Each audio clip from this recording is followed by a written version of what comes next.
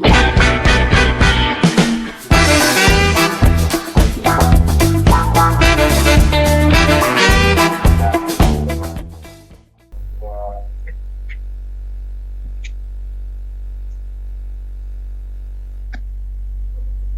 semuanya, terimalah salam dalam Dhamma, Sotihotu, Namo Buddhaya. Namo Buddhaya. Perkenalkan, nama saya Rudi Pangestu dengan MPM 2331106 dari kelas BUMB. Perkenalkan, nama saya David dengan NPM 2331104 dari kelas 1 BUMB. Jadi pada video kali ini kami akan menjelaskan tentang apa itu kerukunan dan toleransi, serta mengajak teman-teman sekalian untuk menjaga kerukunan beserta menerapkan sikap toleransi dalam kehidupan bermasyarakat, berbangsa, dan bernegara.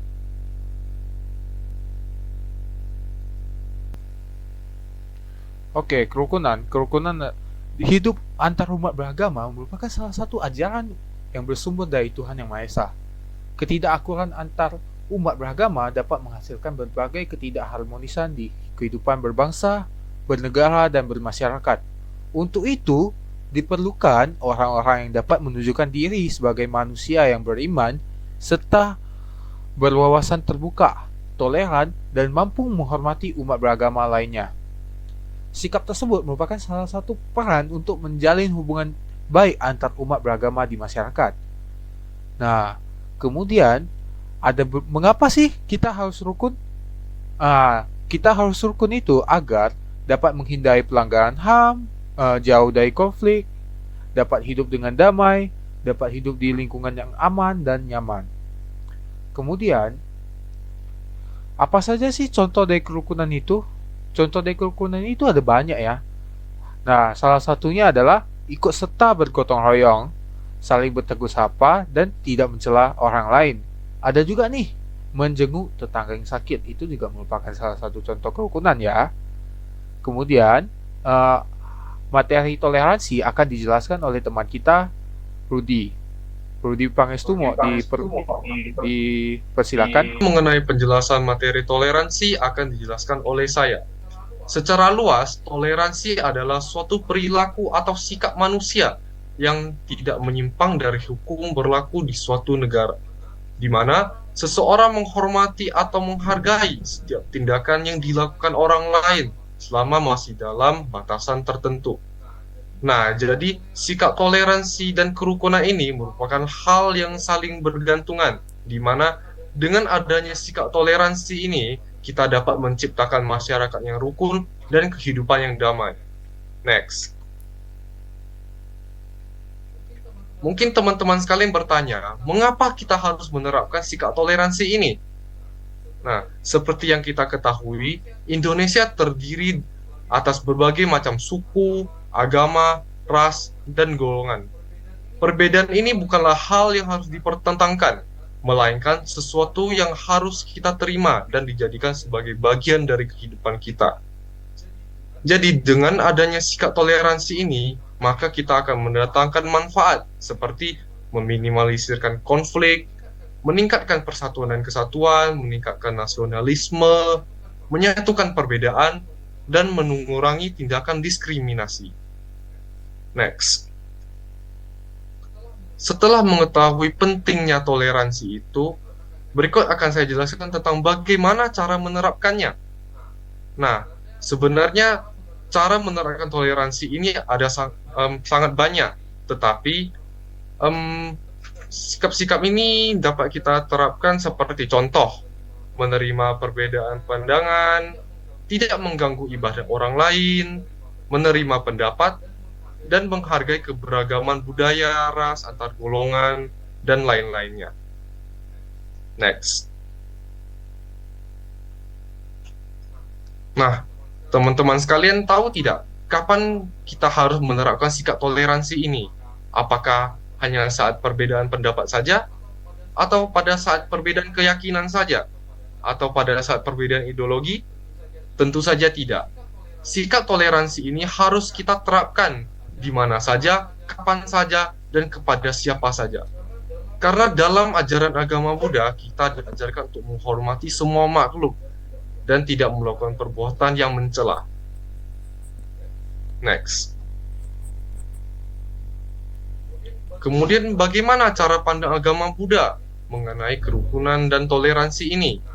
Nah, dalam ajaran agama Buddha juga menjelaskan untuk hidup dalam kerukunan dan toleransi.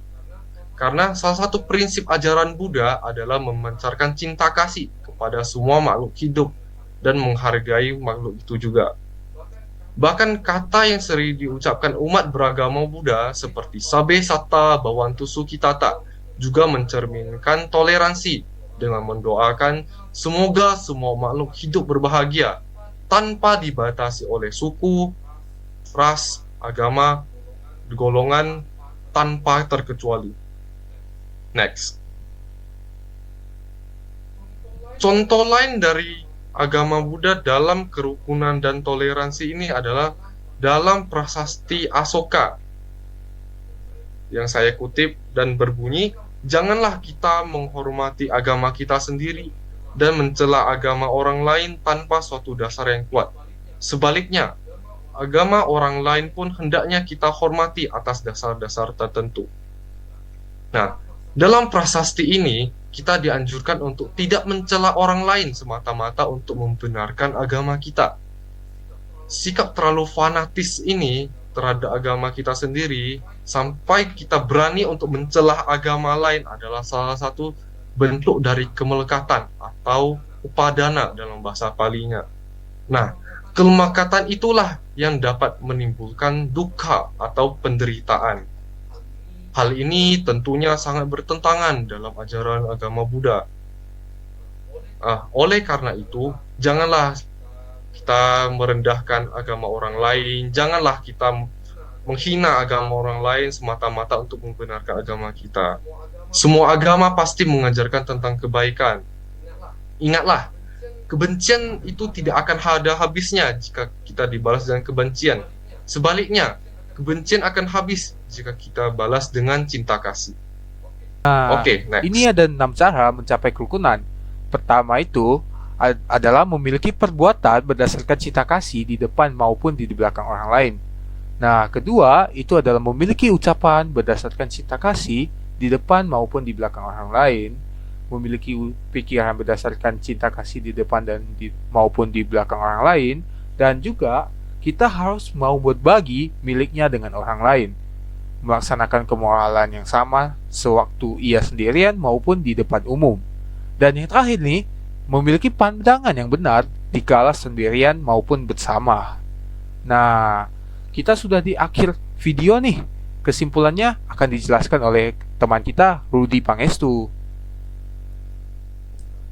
Kesimpulan dari kita membuat video ini dan penjelasan mengenai toleransi dan kerukunan ini adalah toleransi ini sebenarnya merupakan sebuah sikap kita untuk menghargai satu sama lain, dan kerukunan ini adalah kondisi masyarakat yang hidup dengan kebersamaan saling tolong-menolong. Kedua hal ini merupakan hal yang sangat penting bagi masyarakat berbangsa dan bernegara untuk menciptakan masyarakat yang damai dan harmonis.